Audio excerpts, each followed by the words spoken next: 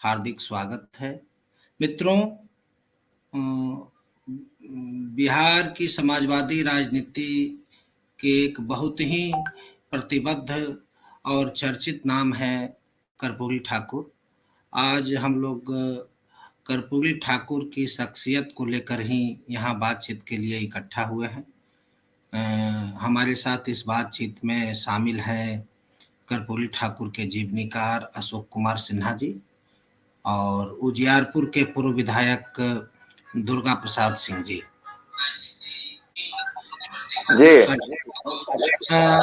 दुर्गा बाबू, स्त्री का YouTube channel पर आपका बहुत बहुत स्वागत।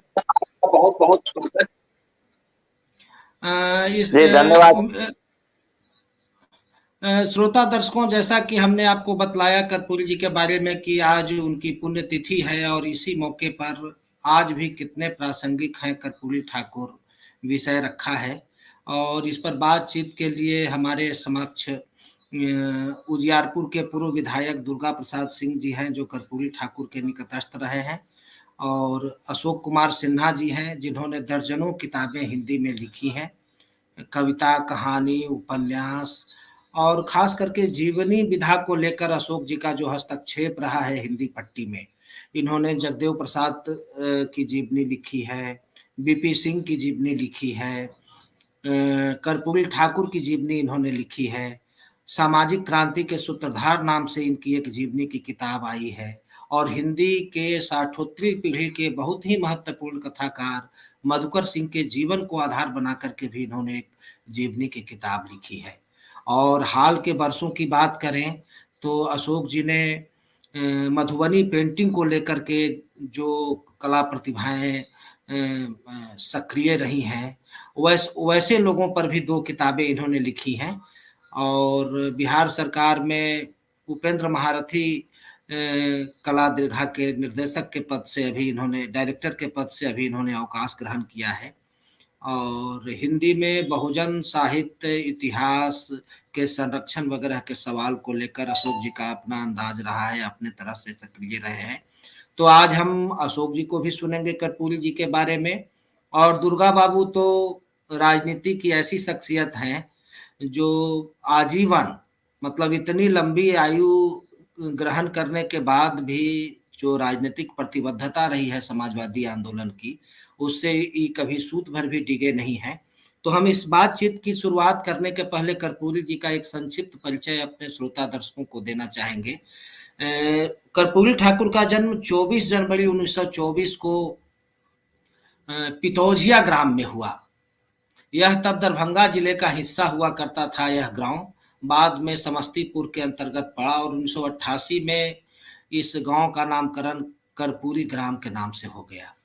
तो कर्पूरी ठाकुर ने अपने लंबे राजनीतिक करियर में एक अपवाद को छोड़ दे 1 लोकसभा चुनाव हारा उन्होंने, लेकिन कभी लगातार बिहार विधान मंडल के सदस्य रहे, एक बार लोकसभा के भी सदस्य रहे और उनकी सक्रियता औपनिवेशिक भारत की जो गुलामी थी उस समय से शुरू हुई और 1988 के दशक तक मृत्यु पर्यंत बनी रही।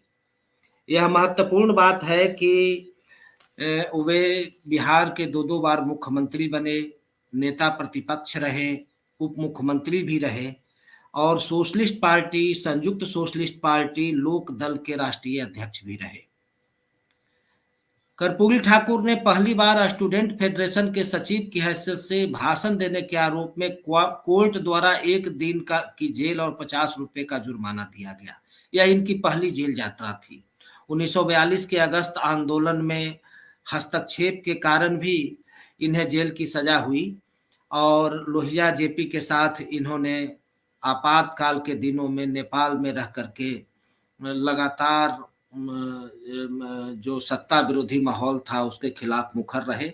1974 के जयप्रकाश आंदोलन में विधायक पद से इस्तीफा दिया और जो पूरा कांग्रेस बाद की जो एक अराजक सत्ता थी उसके खिलाफ एक माहौल पैदा किया।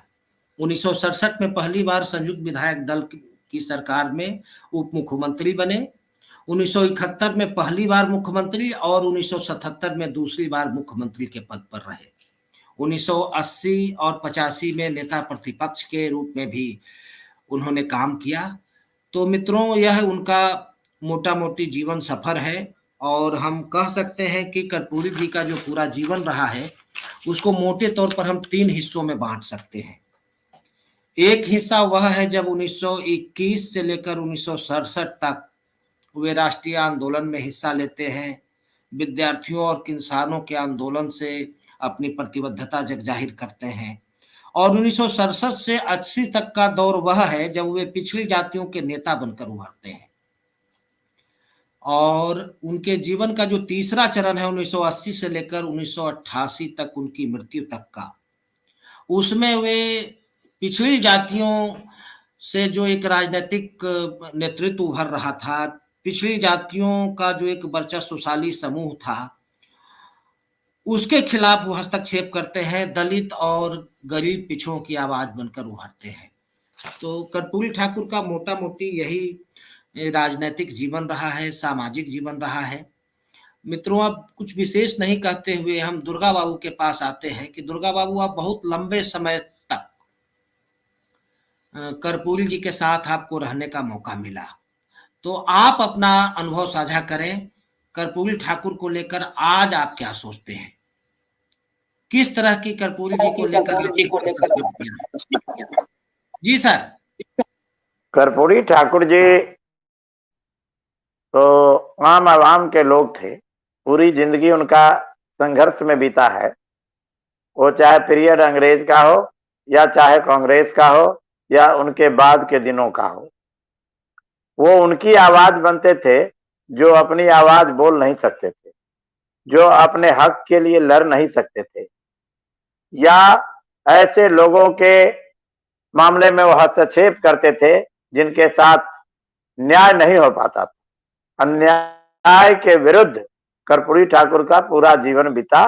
और कर्पूरी जी जातिवादी नहीं थे कहीं से भी, और किसी भी जाति के पक्ष या विपक्ष की बात उनके जिम्मे नहीं थी, बल्कि वो समता मूलक समाज चाहते थे और उसमें जो भी रोड़ा अटकता था उसके खिलाफ वो होते थे, चाहे वो कोई भी लोग हों। और इस बात की परवाह किए बिना निरंतर उन्होंने संघर्षशील जीवन जिया है। उनके न खाने का ठिकाना रहता था, न रहने का ठिकाना रहता था, किस चीज से यात्रा करेंगे ये गारंटी नहीं रहती थी। पास में पैसे हो अथवा ना हो, कोई अगर मित्र उनके मिल गए, कोई परिचित मिल गए, 10 रुपया पॉकेट में नहीं है तो उनसे 10 रुपया उन्होंने कहा कि दीजिए, मुझे बहुत जरूरी काम से जाना है, या टिकट बनवा के ला दीजिए, या रिक्शा वाले को दे दीजिए। ये स्थिति कर्पूरी ठाकुर जी की रहती थी। और उन दिनों एमएलए का दरमाहा भी बहुत कम हुआ करता था, और दरमाहा से उनका परिवार भी चलना था, इसलिए कि वो तो गरीब परिवार के खुद आदमी थे, झोपड़ी वाले, वास्तविक झोपड़ी वाले व्यक्ति थे। जब शुरू में कर्पूरी जी से हम अवगत नहीं थे तो हम समझते थे कि शायद झोपड़ी नहीं होगी, वैसे ही इनको कहा जाता होगा कि झोपड़ी वाले हैं, घर जरूर अच्छा होगा, नहीं तो इतना बड़ा पद पर कैसे जाते। एक दिन साइकिल से हम उनके घर को देखने गए, बहुत पहले, और साइकिल से गए तो हमने देखा कि वास्तव में झोपड़ी है। एक बार जब मेरे घर पर गए थे वो, तो मेरी माँ ने कहा उनको कि बउआ, हमार बेटा तो बुर्बक छतीन, अहाँ जैसन बड़का आदमी के यहाँ लहबै छतीन से इनका तो रहे के ठिकाना नहीं, घर के ठिकाना नहीं। ठाकुर जी बड़ी जोर से हंसे और उन्होंने कहा कि अहाँ के घर में तो तनिया ईंटो लागल है, हमार घर देखबे तो इन्ने से कुत्ता बिल्ली घुसे है और उन्हें निकल जाए, एगो ईंटा का दरस दे। वास्तव में ऐसे जिंदगी जीने वाले लोग विरले होते हैं, बहुत कम लोग होते हैं जो अपने गरीबी में रह के और दूसरे के लिए संघर्ष करने के लिए कोताही नहीं बरते, आजीवन संघर्षरत रहे, रात दिन एक करते रहे। जहां जाना हो, जहां कहीं कोई घटना घटित हो, नेता में पहले पहुंचने वाले व्यक्ति कर्पूरी ठाकुर हुआ करते थे, और जो फैक्ट को देखते थे वही विधानसभा में बोलते थे। और सरकार को भी परेशानी होती थी अगर उनकी बात से सरकार को डिफर होना रहता था, क्योंकि एक एक बात का नॉलेज उनको रहता था कि वहां पर ऐसा नहीं, ऐसा हुआ है, सरकार गलत बयानी कर रही है, सरकार सही से जवाब नहीं दे रही है, विधानसभा की कमेटी इसकी जांच करे। इस तरह की बातों के लिए लड़ते और लड़ते रहे। जो गरीबों के लिए उन्होंने उचित समझा या देहातियों के लिए कहें, वो देहातियों के लिए भी उन्होंने बहुत सोचा। जैसे पहले अंग्रेजी पढ़ने वाले लोग गांव में नहीं होते थे, तो उन्होंने वो मैट्रिक में 10 विषय में परीक्षा दे और अंग्रेजी में फेल कर जाए तो देहात का बच्चा पास ही नहीं करे इंग्लिश में, और मैट्रिक भी पास कर बहुत कम लोग गांव में मिलते थे। तब उन्होंने कहा कि पास विदाउट इंग्लिश करो भाई। एक भाषा नहीं सीखेगा इसका मतलब इसको ज्ञान नहीं है, ऐसी बात नहीं है। इसलिए बिना अंग्रेजी के भी मैट्रिक पास होगा और तब जाके गांव के लोग टीचर्स ट्रेनिंग में या अन्य कार्यक्रम में या अन्य नौकरी में प्रवेश पाए। कर्पूरी ठाकुर जी से पहले कम लोग माने जो गांव के थे वो नौकरी पेशे में आते थे। इस तरीके से मैं समझता हूं कि कर्पूरी जी के जीवन ही निराली रही है और उनको फुर्सत नहीं थी। विचार उनके अंदर बहुत था लेकिन उनकी पुस्तक एक भी नहीं मिलती। उनके भाषण का संकलन उन दिनों टेप रिकॉर्डर का जमाना था भी तो बड़े लोगों के पास होगा। फोटोग्राफ भी उनके बहुत कम है क्योंकि जिस ग्रुप का प्रतिनिधित्व करते थे वैसे लोगों के पास कैमरा का देहाती क्षेत्र में शहरी क्षेत्र में बड़ा अभाव था, इसलिए फोटोग्राफ भी उनके अन्य नेता के तरह नहीं है। लेकिन वो सादगी उनके जीवन का प्रतीक था और सादगी में जीवन जी के, गरीबी में जीवन जी के वो ये करते थे। जाके पाँव न फटी बेबाई सो का जाने पीर पराई, इस तरह की बात वो हमेशा किया करते थे। बहुत बार भाषण में बोलते थे अब लो नसानी अब न नसई हो, इस तरह की बातों को वो रखा करते थे। कर्पूरी ठाकुर जी सामाजिक जो राजनीतिक कार्यकर्ता थे उनके प्रशिक्षण शिविर में जाते थे और पूर्ण टीचर के तरह बोलते थे और टीचर के तरह काम करते थे उस प्रशिक्षण शिविर में। उस समय लगता नहीं था कि कर्पूरी ठाकुर जैसे एक महान नेता बोल रहे हैं, बल्कि लगता था कि क्लास में एक टीचर बोल रहे हैं। वो जब कभी समाजवाद पर, पूंजीवाद पर, साम्यवाद पर क्लास लेते थे तो फर्स्ट इंटरनेशनल, सेकेंड इंटरनेशनल और कैसे समाजवाद साम्यवाद खड़ा हुआ विश्व के अंदर, इसकी स्टोरी जिस रूप में बोलते थे मैं समझता हूं ऐसा प्रोफेसर भी बहुत कम लोग बोलते थे। इस तरीके का अध्ययनशील राजनेता का आज के डेट में अभाव मुझे महसूस होता है। बहुत सारी बातें कही कर्पूरी जी के बारे में। हम अशोक जी से राय ले लेते हैं, उसके बाद पुनः हम आपके पास आएंगे। अशोक कुमार सिन्हा जी हैं जिन्होंने जननायक कर्पूरी ठाकुर नामक किताब लिखी। बिहार सरकार के बहुत ही संवेदनशील कर्मचारी रहे हैं। सामाजिक राजनीतिक सवालों को लेकर लगातार मुखर होकर लिखते रहे हैं। तो हम एक जीवनीकार के रूप में अशोक जी से जानना चाहेंगे कि आखिर आपको क्यों लगा कि कर्पूरी जी की जीवनी लिखी जानी चाहिए और इस जननायक कर्पूरी ठाकुर को लिखने के क्रम में आपने किन किन बातों से संघर्ष किया? आदरणीय अशोक जी, आवाज नहीं आ रही है सर। हेलो। हाँ अरुण जी, आवाज आ रही है? हाँ हाँ हाँ सर। हाँ, बहुत बहुत धन्यवाद अरुण जी। आदरणीय दुर्गा बाबू को हम लोग सुन रहे थे। कर्पूरी जी पर लिखने का विचार इसलिए आया कि जब 1980-81 में जब कर्पूरी जी लोक दल में थे उस समय हम लोग पटना विश्वविद्यालय में एमए के छात्र थे जी। पटना लोक दल की छात्र इकाई थी छात्र सभा, उसमें हम लोग सक्रिय थे और नियमित रूप से कर्पूरी जी से उस समय मिलने जुलने का सौभाग्य हमें मिला था। कर्पूरी जी के विचारों को सुनने जानने का अवसर मिला था और उनके विचारों से हम लोग जितने स्टूडेंट थे उस समय पटना विश्वविद्यालय के खासे प्रभावित रहते थे। तो अभी दुर्गा बाबू ने बताया, 2-3 घटनाएं बताई कि किस तरह से वो गरीबी में, आर्थिक तंगी में, देखिए आज की पीढ़ी या आने वाली पीढ़ी को विश्वास करना कठिन होगा कि कोई व्यक्ति 2 बार मुख्यमंत्री, 1 बार डिप्टी सीएम, 1 बार विधानसभा का कार्यवाहक अध्यक्ष और 2 बार नेता प्रतिपक्ष, 2 बार नेता प्रतिपक्ष और 37 सालों तक 1952 से लेकर 1988 तक अपने जीवन के अंतिम समय तक जी, जी। विधानमंडल के सदस्य है और अपने लिए घर का जुगाड़ नहीं कर सके, बाल बच्चों के लिए जी, घर का निर्माण उन्होंने नहीं किया। एक जी, जी। घटना दुर्गा बाबू के बातों से हम लेते हैं कि कर्पूरी जी ने जेपी मूवमेंट में कर्पूरी जी जयप्रकाश जी के आह्वान पर 7 मई 1974 को विधानसभा की से सदस्यता से इस्तीफा दे दिया था। जी, जी।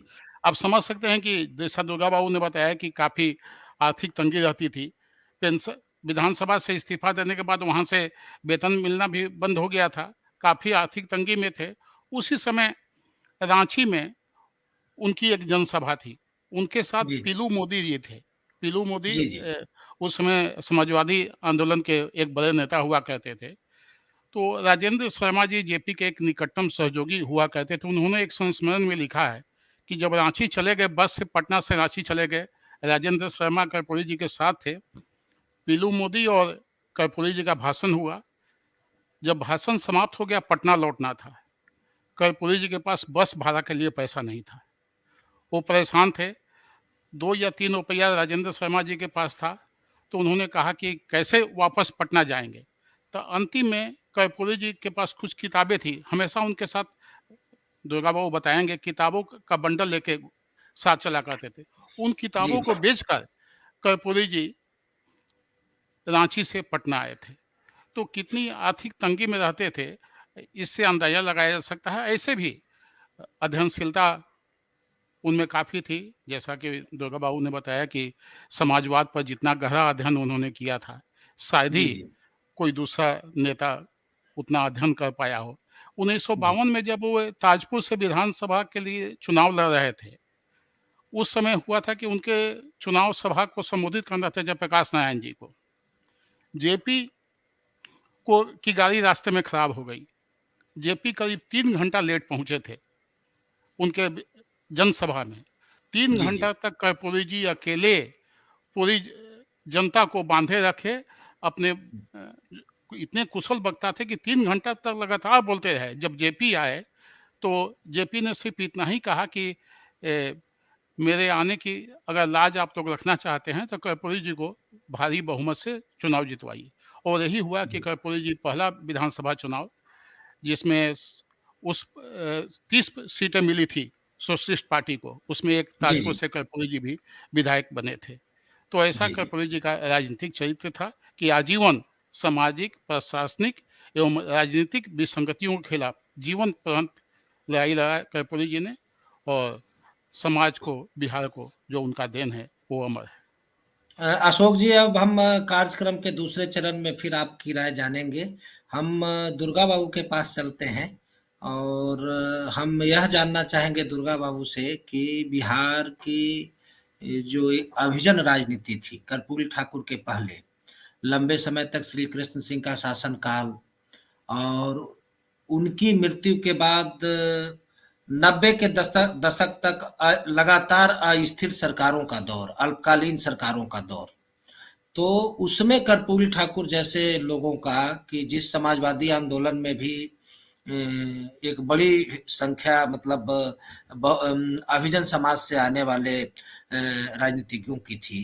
तो उस समय उप मुख्यमंत्री के बतौर, शिक्षा मंत्री के बतौर कर्पूरी जी ने जो निर्णय लिया था, तब कैसा वातावरण था बिहारी समाज का, और कैसे लोग रिएक्ट कर रहे थे उसको लेकर? जी, जी। जी। नहीं, कर्पूरी जी की जहां तक बात है तो कर्पूरी जी, वीर कर्पूरी भी उनको कहा जाता है। वीरता उनमें थी, इसलिए बेबाक अपनी बात कहने में हिचक कहीं भी नहीं रखते थे। शालीनता उनमें कूट कूट कर भरी हुई थी। उनके विरोधी को भी वो बहुत सम्मान देते थे और बाबू श्री कृष्ण सिंह कह करके संबोधित करते थे, मुख्यमंत्री जी कह के संबोधित करते थे, लेकिन अपनी बातों को बड़ी गंभीरता से, संजीदगी से रखते थे और अपने मुद्दे से कर्पूरी ठाकुर हटते नहीं थे। ये उनकी विशेषता थी। और उस समय का समाज कुछ अलग ढंग का समाज था। जाति की बहुलता जिनकी थी, वो बहुत ताकतवर समाज में नहीं दिखाई पड़ते थे और प्रचलन भी बहुत बेतरह था।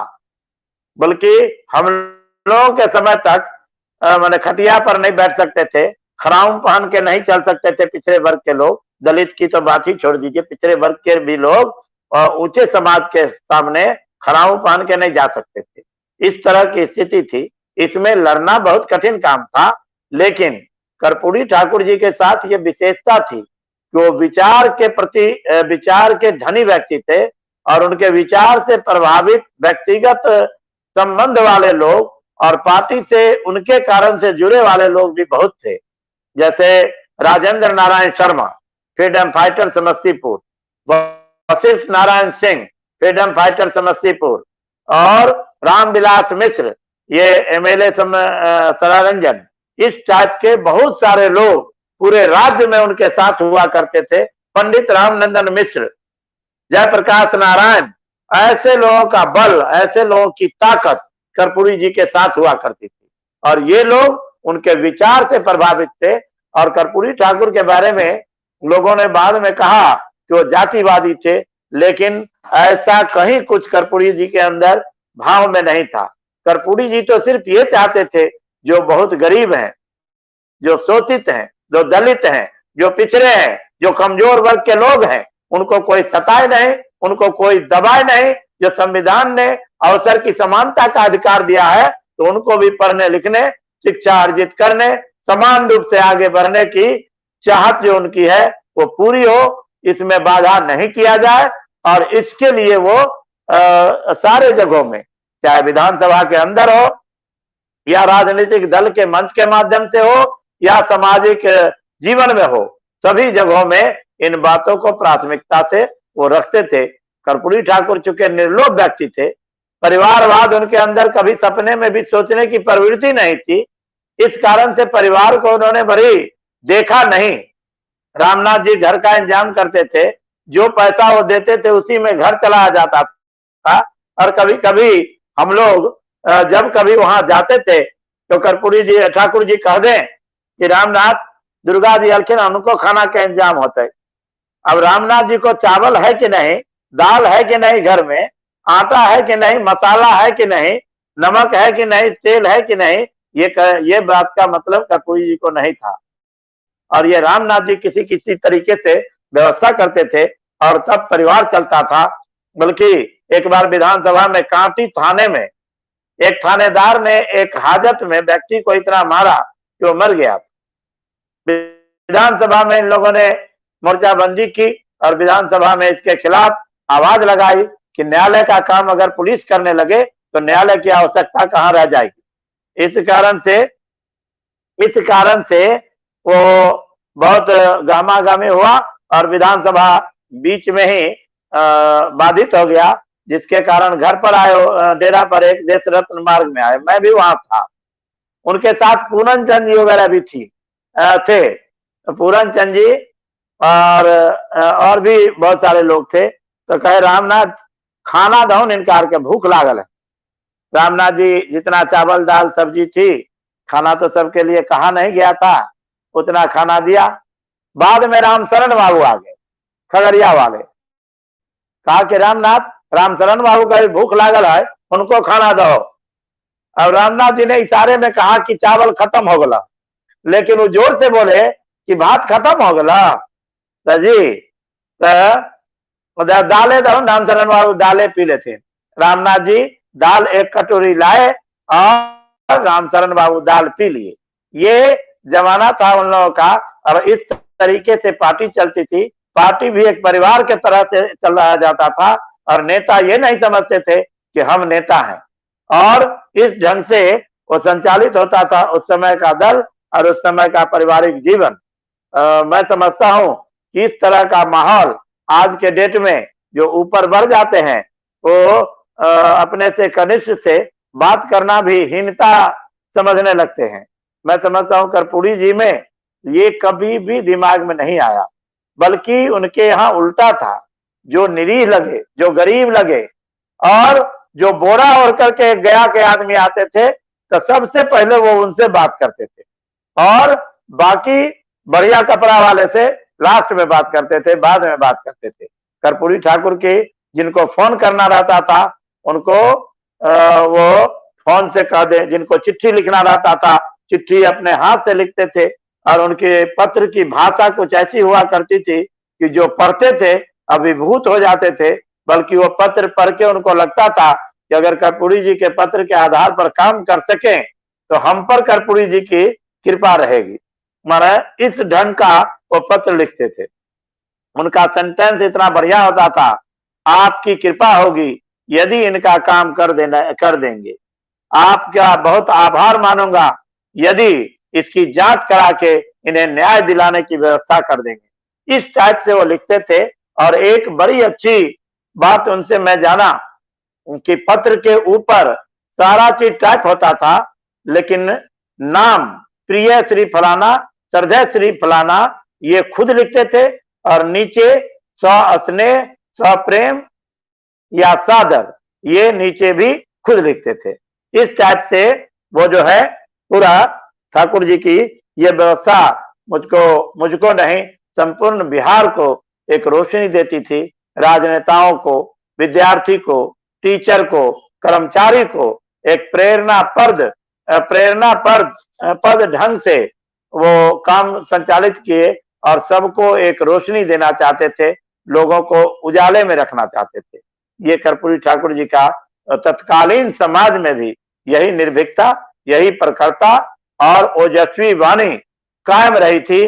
वो उसके लिए चाहे जो संघर्ष करना पड़े उसमें वो पीछे नहीं हटे। जी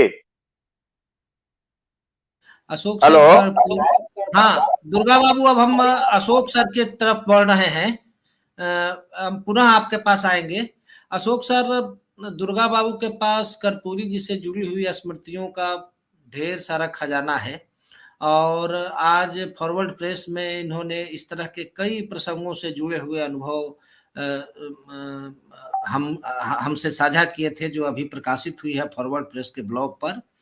हम अशोक जी आपसे जानना चाहेंगे कि बिहार की जो अभिजन राजनीति थी और कर्पूरी जी के जीवन को हम देखें तो तीन रूप में मतलब हम देखते हैं कि एक मतलब जब वो कर्पूरी जी का बिहार की राजनीति पर जब आविर्भाव होता है तो सभी सर्वमान्य नेता के रूप में होता है, और जब वे मुख्यमंत्री के पद पर पहुंचते हैं तो सामाजिक न्याय का जो इशू है, आरक्षण का सवाल है, उसको लागू करते हैं और अभिजन जातियों के निशाने पर आते हैं। और एक दौर वह भी है उनके जीवन का कि जब पिछड़ी जातियों का जो प्रभुत्वशाली वर्ग था उससे भी वे संघर्ष करते हैं और दलित, पिछड़े और एकलव्य की बात करने लगते हैं। तो बिहार की जो संरचना रही है, सामंतवादी संरचना, अभिजनवादी संरचना, उसको उन्होंने किस रूप में तोड़ा और आने वाली राजनीति पर उसका क्या प्रभाव आपको नजर आता है सर?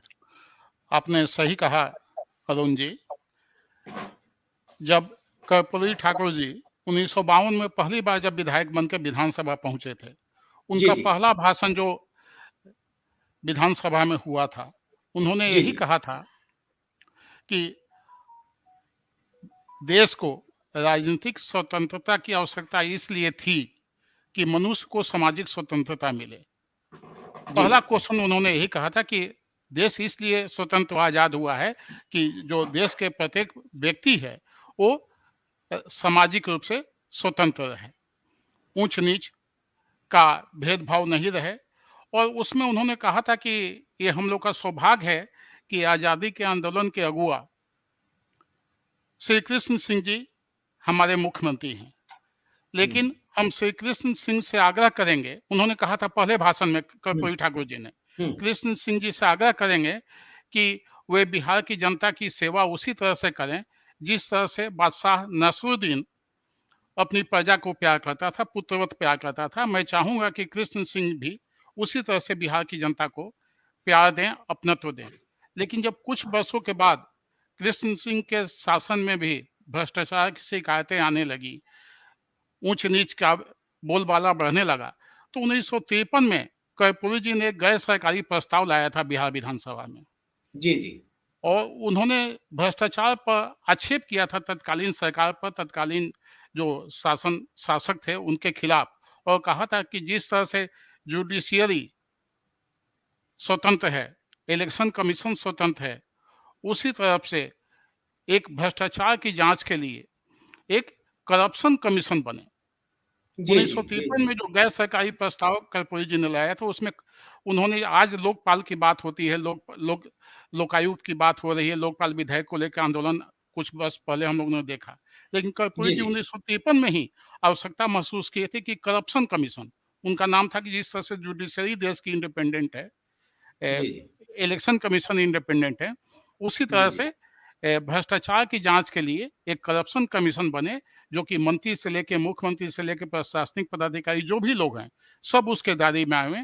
तो कर्पूरी जी की सोच जो थी, वो अपनी बात को कहने से कहीं हिचकते नहीं थे, चाहे उनके सामने जयप्रकाश जी हों या जगजीवन राम जी हों या कोई भी बड़े से बड़े नेता हैं, अपनी बात ये कह के ही मानते थे। जी आपको एक कर्पूरी जी के निकटतम सहयोगी थे हवलदार त्रिपाठी सहदे, जी आपने जी नाम सुना होगा, जी जी लेखक भी जी थे। जी वो जी जी जी एक घटना का उन्होंने अपने संस्मरण में लिखा है, 1970 की घटना है। कर्पूरी जी उस समय मुख्यमंत्री थे।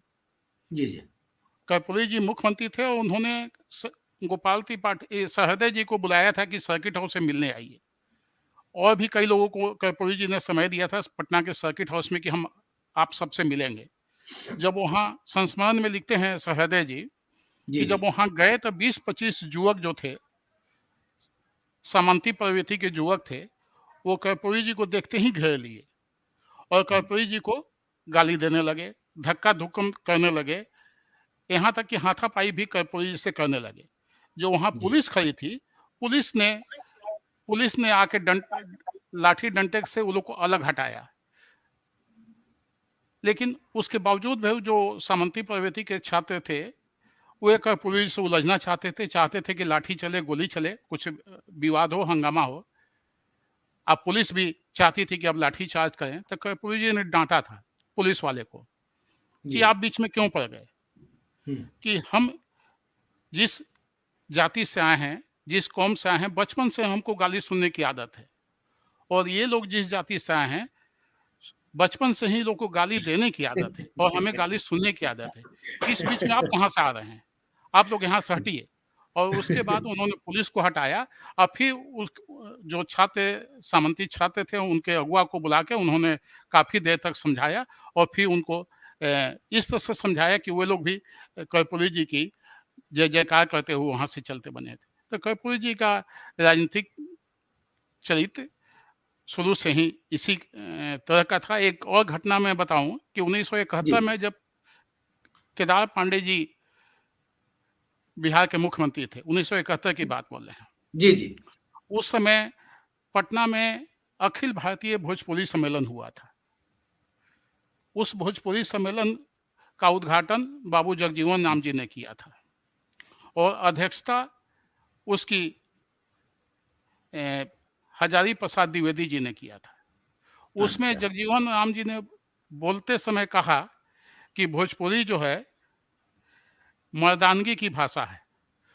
भोजपुर में भोजपुर की नदी भी जो है वहाँ पुल्लिंग है, नदियाँ भी वहाँ स्त्रीलिंग नहीं होती है, नदियाँ भी पुल्लिंग होती हैं और मर्दानगी की भाषा है। कर्पूरी जी भी उसी सभा में थे।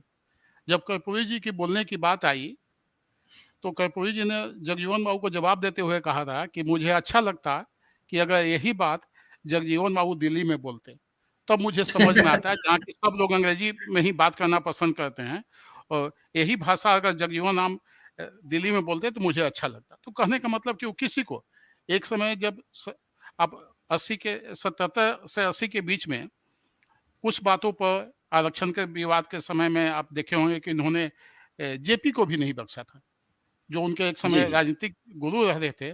जयप्रकाश जी को भी उन्होंने खरी खटी सुनाई थी और उन्हें दीजों का नेता तक कहा था। तो कर्पूरी जी जहां शोषितों पीड़ितों की बात आती थी, कर्पूरी जी जी जी अपनी बात कहने में कहीं हिचकते नहीं थे और अपनी बात को सार्वजनिक रूप से भी कहते थे। और जब आप देखे होंगे कि जब 67 में जब पहली बार वो डिप्टी सीएम बने, तो उन्होंने क्या जी क्या जी काम किया।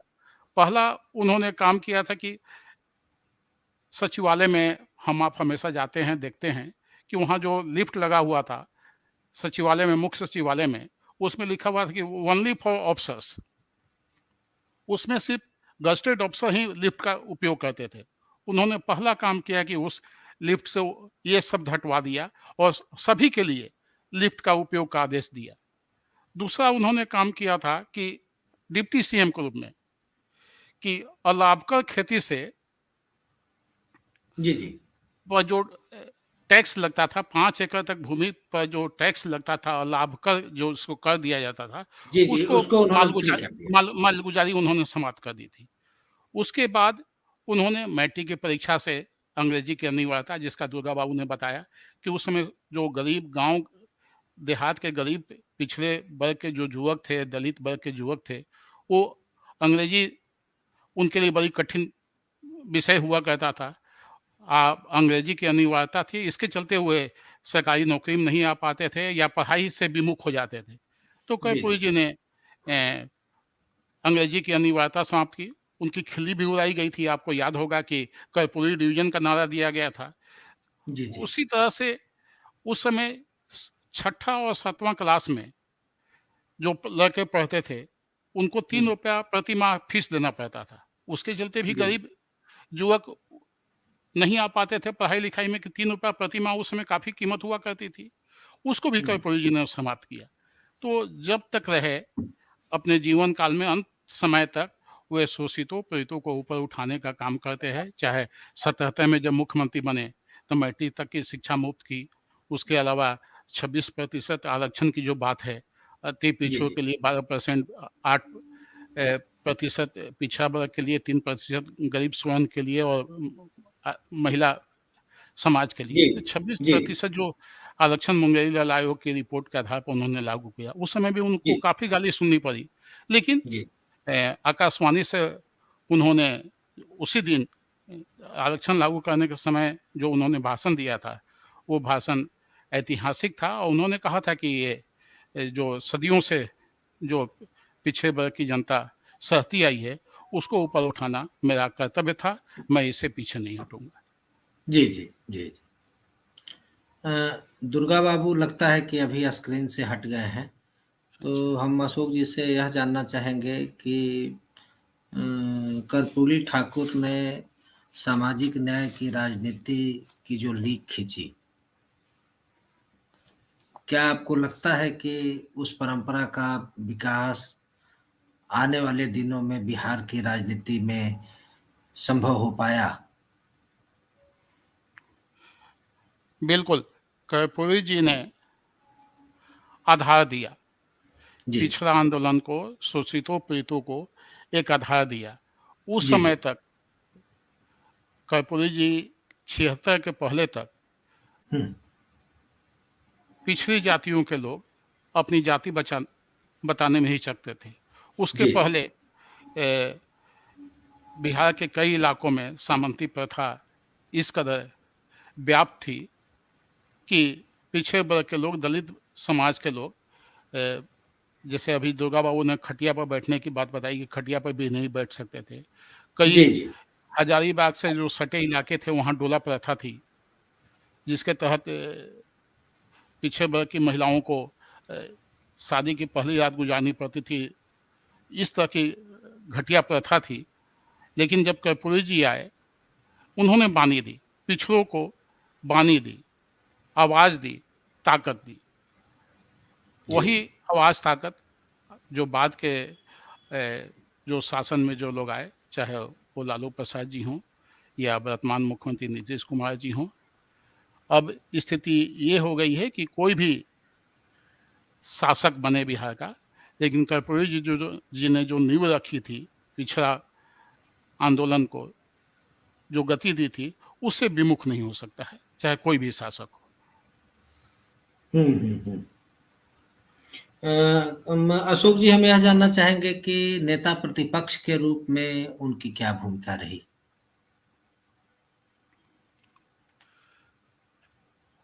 नेता प्रतिपक्ष के रूप में देखिए, जी शुरू से ही कर्पूरी जी बचपन की बात, अगर शुरुआत स्टूडेंट जीवन की बात करें कर्पूरी जी के शुरुआती जीवन की, वो एक कम्युनिस्ट पार्टी के जो स्टूडेंट फेडरेशन था जी उसके जी अध्यक्ष थे, जी उसके अनुमंडलीय मंत्री थे कर्पूरी जी। शुरुआत उनकी कम्युनिस्ट पार्टी के स्टूडेंट फेडरेशन से हुई थी, और जैसे ही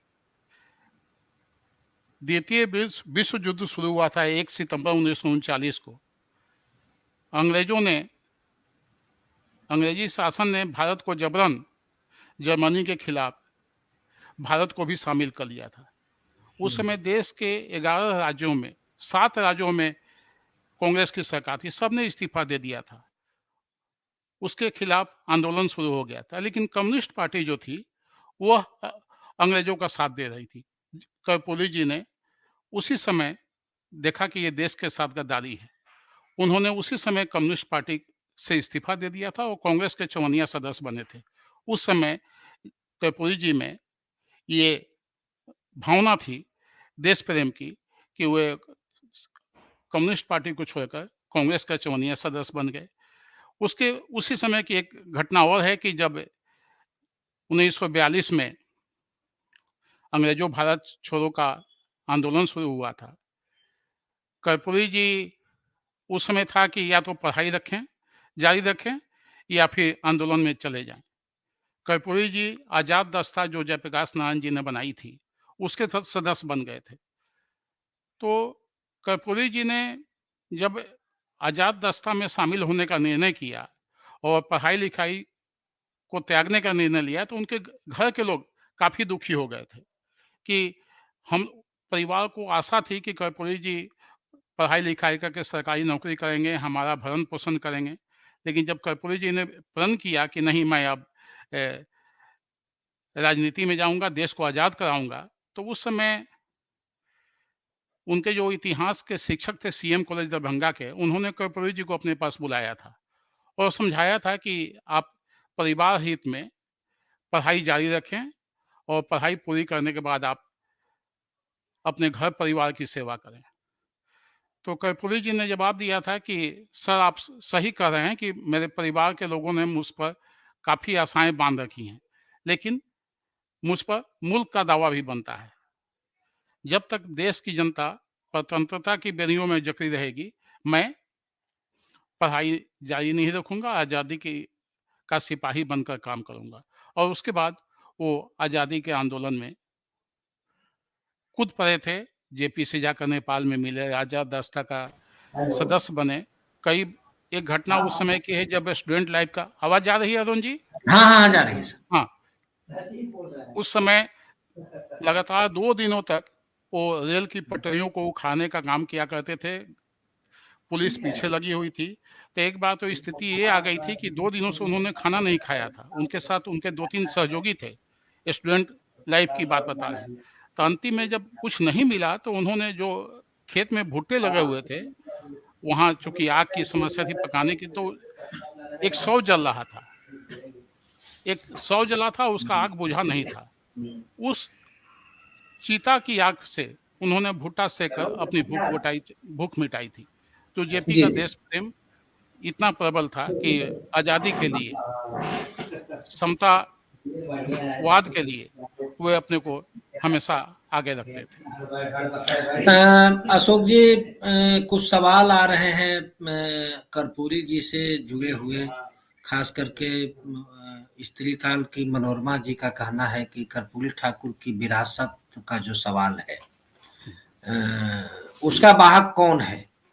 बिहार में हम देखते हैं कि लालू प्रसाद की राष्ट्रीय जनता दल है, जो सामाजिक न्याय के सवाल को अपना कोर इशू मानती है।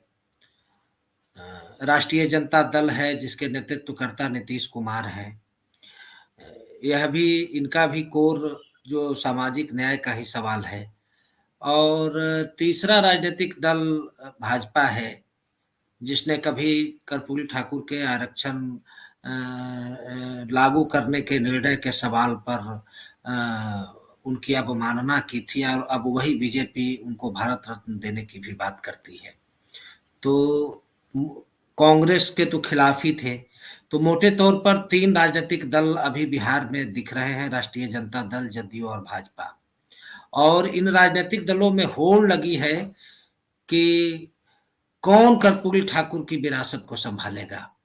तो आपको क्या लगता है उसका राजनीतिक कर्पूरी ठाकुर की विरासत के करीब कौन आपको दिखता है? राष्ट्रीय जनता दल, जदयू या भाजपा?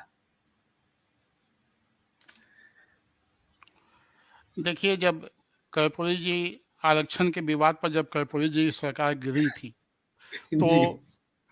कैलाशपति मिश्रा जी उस समय जनसंघ या भाजपा के जो नेता हुआ करते थे, कर्पूरी जी ने जनसंघ, कहा जी था जी कि हाँ, जी कि मेरी पीठ में इन लोगों ने छुरा भोंका है। जी कर्पूरी जी का यही आरोप था कि कैलाशपति मिश्रा जी ने मेरी पीठ पर छुरा भोंका है।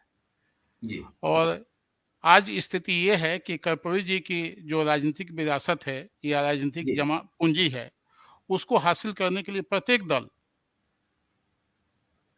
घड़ियालू आंसू बहा रहे हैं। जी वही भाजपा जिसकी आप बात कर रहे हैं कि कर्पूरी जी को गाली देने में कभी पीछे नहीं रही। आज 24 जनवरी उनके जयंती के अवसर पर सभी लोग आंसू बहाते हैं, उनको याद करते हैं। तो हमारा मानना है, जयप्रकाश जी एक बात बोलते थे अरुण जी, जी कि जो लोग राजनीतिक दल से कुछ विशेष आशा करते हैं, वे दरअसल अपना ही खून पीकर तृप्त हो रहे हैं। यह राजनीति जो है दिनों दिन गिर रही है और आने वाले समय में और गिरेगी। मेरा भी वही मानना है कि राजनीति से बहुत ज़्यादा सामाजिक न्याय की उम्मीद वर्तमान समय में, हालांकि राष्ट्रीय जनता दल और नीतीश कुमार जी का जो दल जनता दल है, वो जदयू। जदयू जनता दल यू, ये दोनों स्वाभाविक रूप से कर्पूरी जी के विचारों के काफ़ी निकट हैं। जी जी ये दोनों दल कर्पूरी जी के सपनों को पूरा करने में, मुझे लगता है कि चूँकि इनका जो कर्पूरी जी के विचार थे, उन्हीं के विचार से ये लोग उपजे हैं, आगे बढ़े हैं। चाहे कर्पूरी जी की जब मृत्यु हुई थी, मैं उस दिन था वहाँ पर कर्पूरी जी के घर पर। मैंने वह दृश्य भी देखा है कि लालू प्रसाद जी के गोद में कर्पूरी जी का शव रखा हुआ है, और जी उस समय हेमवती नंदन बहुगुणा से लेकर जितने बड़े बड़े नेता थे, सब लोग थे। सबको रोते हुए देखा है। नीतीश जी जी कुमार जी भी कर्पूरी जी के काफ़ी निकटतम सहयोगी रहे हैं, उनके जी साथ काफ़ी दिनों तक काम किया है। तो मुझे जी लगता है कि ये दोनों दल जो हैं, ज़्यादा स्वाभाविक रूप से कर्पूरी जी के विचारों को असली जमा पहनाने में आगे रहेंगे।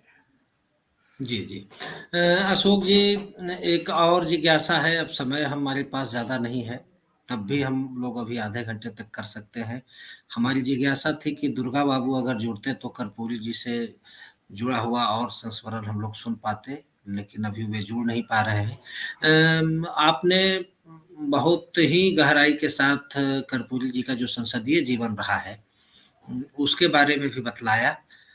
मैं यह जानना चाहता हूँ कि सदन के अंदर कर्पूरी ठाकुर का जो हस्तक्षेप है, बहुजन समाज के मुद्दों को लेकर, स्त्रियों के सवाल को लेकर, भूमि के सवाल को लेकर, और अभी आपने विस्तार से कहा कि करप्शन कमेटी बनाने की बात उन्होंने कही थी। उनका जो भाषण है काला धन को लेकर के, जी। बहुत लंबा भाषण। तो बदले हुए संदर्भों में उनका जो संसदीय हस्तक्षेप है, उसके बारे में बतलाइए कि वह कितना उपयोगी है। देखिए, कर्पूरी जी, आपने सुना होगा कि एक बार उन्होंने विधानसभा में, जब हरिजनों और पिछड़ों पर अत्याचार बढ़ रहे थे तो लाइसेंस देने बढ़ की रहे बात थे, थी। तो उन्होंने लाइसेंस देने की भी वकालत की थी और हथियार उठाने तक की वकालत की थी। हाँ, जी जी जी जी हाँ, जी। उन्होंने कर्पूरी जी का था कि हथियार उठा लें आत्म हम्म, सुरक्षा के लिए, अब हथियार जी भी उठा लें। उस पर जी काफ़ी वाद विवाद हुआ था। तो जी जी कर्पूरी जी का जो पूरा संसदीय जीवन जो है, शोषितों, पीड़ितों, वंचितों के लिए ही समर्पित रहा है। जी हमेशा, एक बार वो अपने समस्तीपुर जा रहे थे, तो उन्होंने देखा कि जो माथे पर लेके जो महिलाएं मछली बेचने जा रही हैं उनसे भी पुल पर टैक्स दिया जा रहा है। जी जी जी लौट के आए, उन्होंने पहला काम किया कि उसी दिन अगले दिन जो कैबिनेट था उसमें उन्होंने पुल कर घाट पर से जो कर लगता था उसको पूरा उन्होंने समाप्त कर दिया। जबकि उस समय प्रशासन में जो लोग थे, प्रशासनिक पदाधिकारी थे, उन्होंने कहा कि बहुत घाटा होगा, स्टेट को बहुत घाटा होगा, लेकिन वो किसी की नहीं सुने और उन्होंने पुल कर और घाट कर जो था उसको समाप्त कर दिया था। तो इतना अधिक उनको शोषितों पीड़ितों के प्रति प्रेम था कि वे उसके मामले में कोई समझौता करने को तैयार नहीं रहते थे। उसके अलावा और आज परिवारवाद की बात हो रही है, वंशवाद की बात होती है, उसके भी वो सख्त विरोधी थे, प्रबल विरोधी थे परिवारवाद, वंशवाद के। मैं 1985 की एक घटना बताऊं, जब वे लोक दल में थे, जी जी तो उस समय विधानसभा के चुनाव की तैयारी चल रही थी। जी जी जागेश्वर मंडल जी संसदीय बोर्ड के अध्यक्ष हुआ करते थे और उस जी समय लोक दल में संसदीय बोर्ड को ही टिकट बंटवारे की जिम्मेवारी दी गई थी।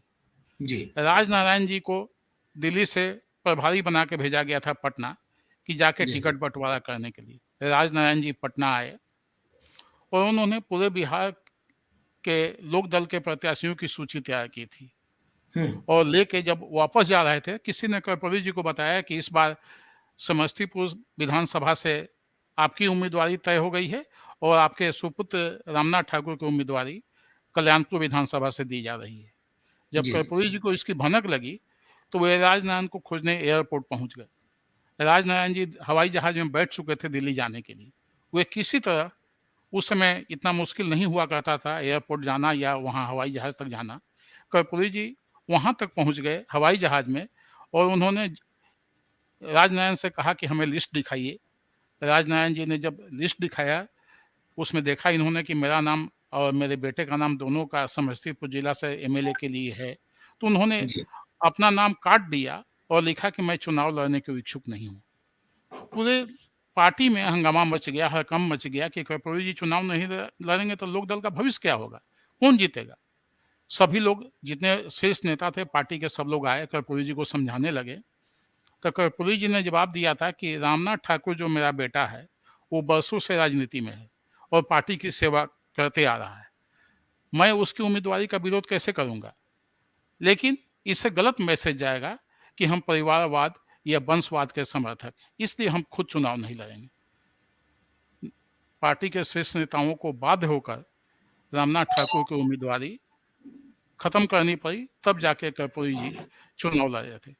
तो चाहे भ्रष्टाचार का सवाल हो, पिछड़ों दलितों पर अत्याचार का मामला हो, किसी भी इन मामलों में कर्पूरी जी कभी पीछे नहीं रहते थे।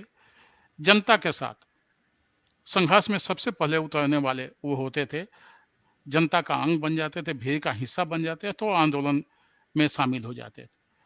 जन समाज से जुड़ने का कर्पूरी जी का जो ये गुण था, वो इसी चलते वो आजीवन 1952 से लेकर 1988 तक विधानमंडल या लोकसभा के सदस्य रहे।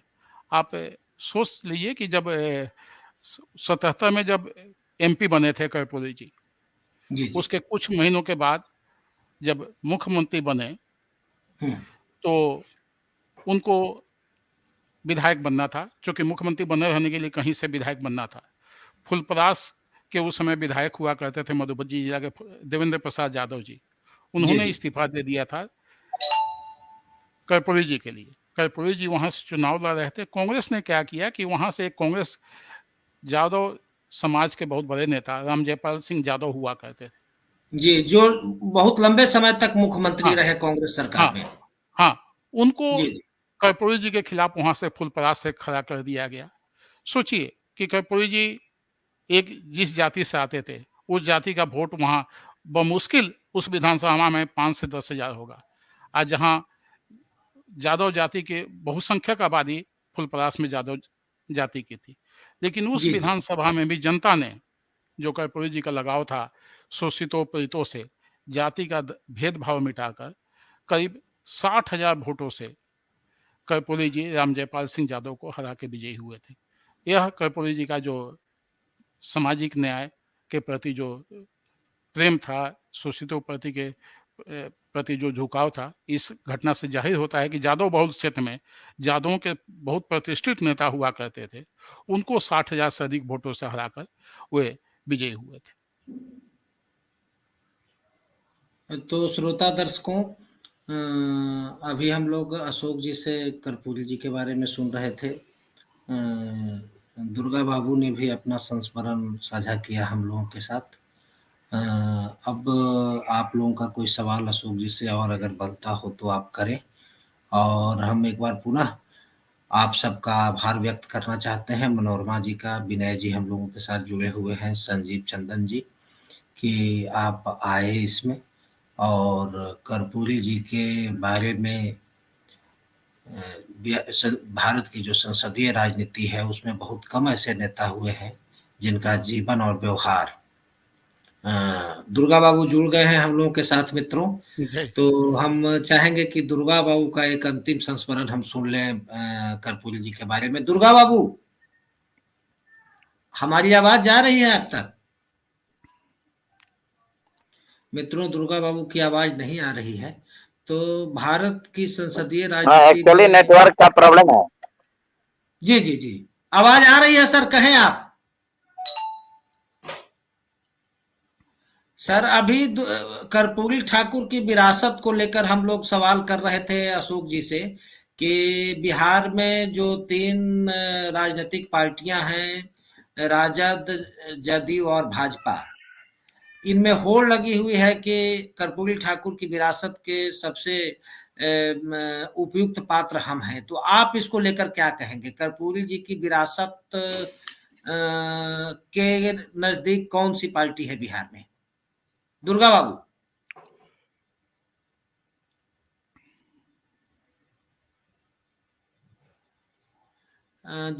दुर्गा बाबू नहीं जुड़ रहे हैं हम लोगों के साथ, नेटवर्क का प्रॉब्लम है। हाँ सर,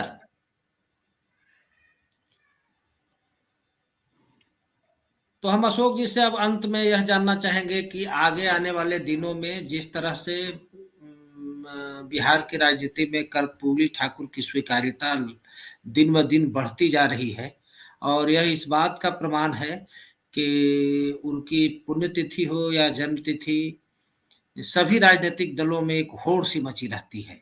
यह कहीं न कहीं कर्पूरी ठाकुर की अपने समाज के प्रति, संसदीय जीवन के प्रति जो एक निष्ठा थी, उनका जो प्रतिबद्धता पूर्ण जीवन था, उसको दर्शाता है। तो क्या आपको लगता है कि कर्पूरी जी आने वाले दिनों में इसी तरह से लगातार और अधिक प्रासंगिक होते जाएंगे? बिल्कुल अरुण जी। जी जी। कर्पूरी ठाकुर आने वाले वर्षों में जी और ज्यादा प्रासंगिक रहेंगे हम लोग के लिए। देखिए, कर्पूरी जी का जो जीवन था, जी, उस समय आप समाजवादी आंदोलन की आप बात करें तो उठापटक की राजनीति खूब होती थी, जी दल जी, बदल की राजनीति खूब होती थी। लेकिन कर्पूरी जी ने उठापटक की राजनीति में भी अपने सिद्धांतों और जनधारा की कीमत पर कोई समझौता नहीं किया था। कई जी बार जी, उनको नया रास्ता चुनना पड़ा था, लेकिन जन समाज, पिछड़ा समाज, दलित समाज से उनका कभी नाता नहीं टूटा था। नहीं टूटा। और जिस पिछड़े समाज के लिए उन्होंने आरक्षण की घोषणा की, तो हाँ, कोटा के अंदर भी कोटा की वकालत की, जिसकी बिल्कुल बिल्कुल कीमत अपने जीवन काल में ही उनको भुगतनी पड़ी। भुगतनी पड़ी। तो जी वही जी कह रहे हैं कि जो पिछड़ों से जुड़े रहने की जो सबसे बड़ी उनकी ताकत थी, और जी वो यही ताकत उनको अपने विरोधियों पर भी भारी बनाए रखती थी। तो जी जी आज भी कर्पूरी जी नहीं है हम लोग के बीच में, लेकिन जी उनका जीवन, उनके विचारों की प्रासंगिकता, मैं कहूँगा कि पहले से ज़्यादा आज की तिथि में कर्पूरी जी के विचार प्रासंगिक हैं। उनका जीवन, उनका व्यक्तित्व आने वाली पीढ़ी को, वर्तमान पीढ़ी को प्रेरणा देता रहेगा। सच्चरित्र बनने के लिए, सच्चाई के रास्तों पर चलने के लिए, और दायित्वपूर्ण पिछड़ा जीवन जीते रहने के लिए। दायित्वपूर्ण जीवन जीने के लिए। तो कर्पूरी जी का जीवन संदेश यही कहता है।